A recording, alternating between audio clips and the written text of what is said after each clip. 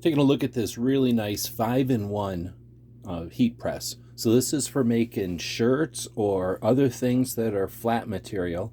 That one is for making hats and curved items. These two little plates are for making smaller things, just so that you don't have to heat up a whole plate, or if you've got smaller items. And then there's also a mug attachment, which comes around and can do ceramic mugs. Essentially, all you do is get some paper that is called transfer paper, and you print with a regular ink printer onto that paper. And then you take that sheet of paper and you put it onto a shirt, onto a hat, onto a bag, whatever you might want. The heat press does most of the work, along with a plain old digital printer. So this one's pretty nice. We have a couple of them, and this one has the nicest display. We'll turn it on here. I just saw it unplug. Since I'm plugging it back in, it has a 3-prong outlet.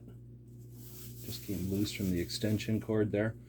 This one has a power on the side. There's a fuse on the back. The power goes into the back. You can set the temperature. You can set, could it beep in here? Oh, you can set the temperature, and you can set the timer. There's a switch so that when you push it down onto your work and then press down, the brain knows and starts to count down. Then there's a countdown timer that you set, 10, 20, 30 seconds. Then you open it back up and everything resets, and you can swing the top part out of the way, change your work surface, swing it back over,